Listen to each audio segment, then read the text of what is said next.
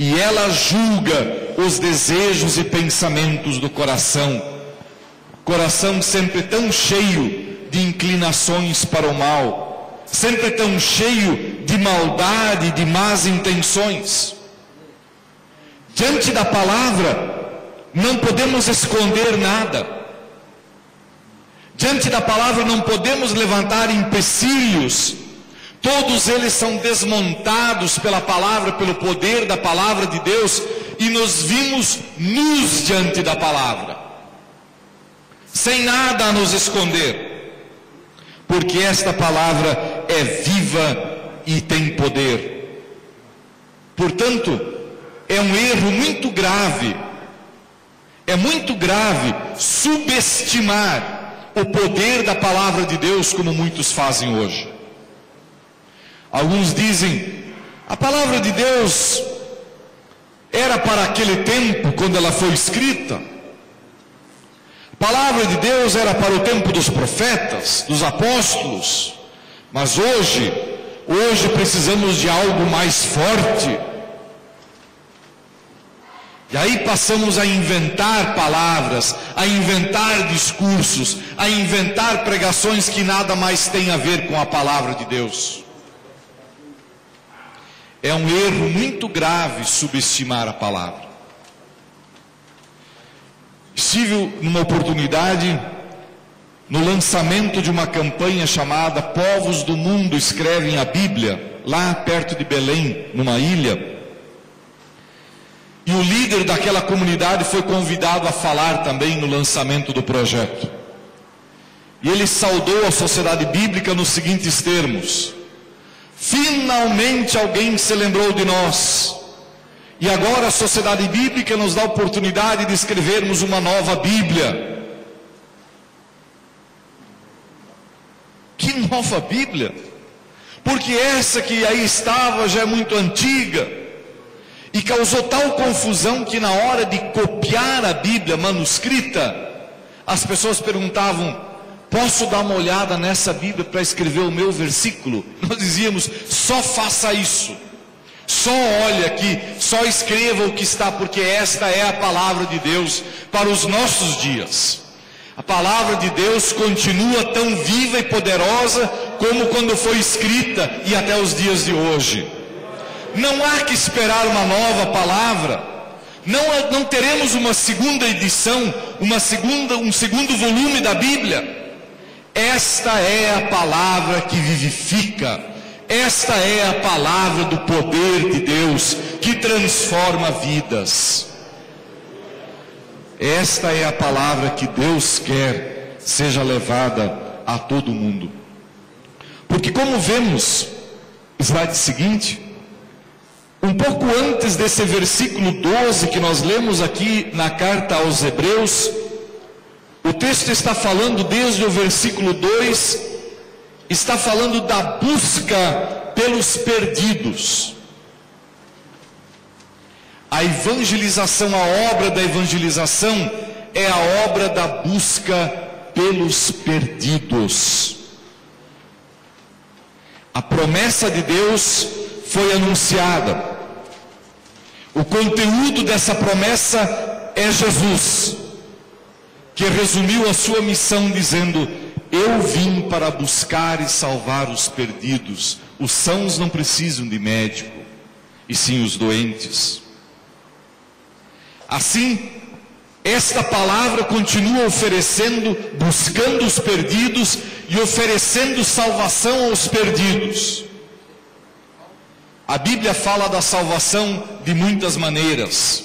Por exemplo, diz que salvação é viver em comunhão com Cristo. Há muitos textos que falam da salvação como viver em Cristo. Quem vive em Cristo é nova criatura, não vive mais para si mesmo, mas para aquele que por ele morreu e ressuscitou. Salvação é liberdade. Quando estamos oprimidos, escravos do pecado, quando estamos caminhando para a perdição eterna, O Evangelho vem aos nossos ouvidos e aos nossos corações como a palavra que proclama liberdade em Jesus, a vitória em Jesus, de que não precisamos mais nos submeter e continuarmos escravos. A salvação é uma mensagem de paz, que consola os atribulados, que levanta os que caíram, que conforta nas mais diferentes situações da vida. Salvação é paz com Deus. E por isso nos saudamos desejando sempre a paz que Deus dá. Ou seja, o Cristo que Deus dá esteja com todos. Também a salvação é referida como vida. Para aqueles que perderam o sentido da vida, perderam a razão de existir, que não compreendem mais por que estão aqui nesse mundo. E quantas pessoas há à nossa volta vivendo uma vida sem sentido, uma vida vazia, uma vida que não vale a pena viver, que não dá graça viver.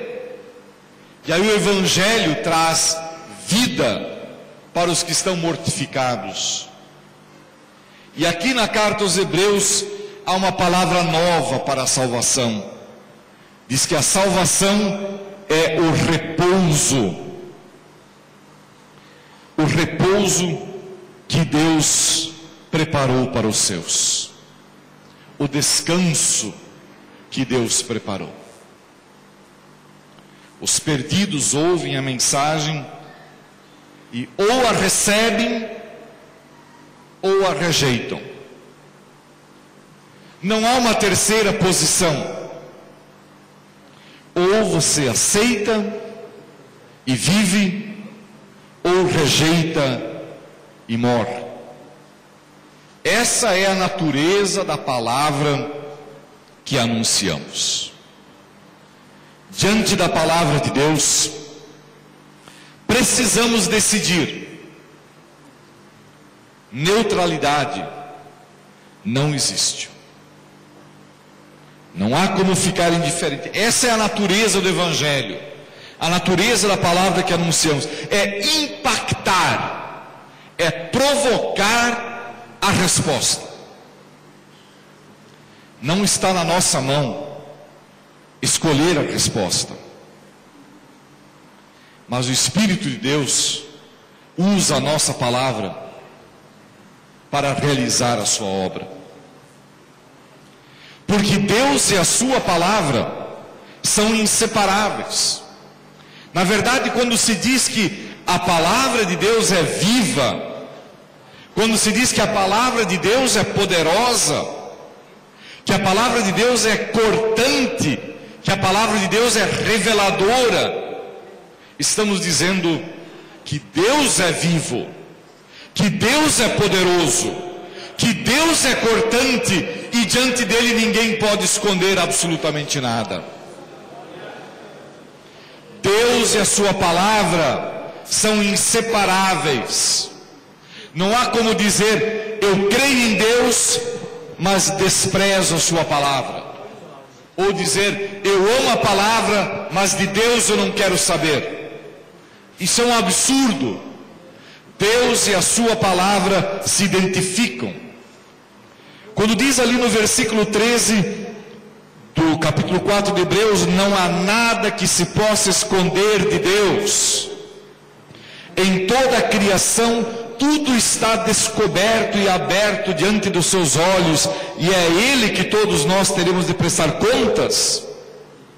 Compreendemos que Deus e a sua palavra são tão coincidentes, são tão idênticos, ao ponto de se poder traduzir, e em muitas línguas é traduzido assim de fato, de que é a ela, a palavra, que vamos prestar contas. Quer dizer, a palavra é ouvida, você tem que responder, e é a ela que você vai prestar contas. É a mesma coisa que dizer, você vai prestar contas a Deus.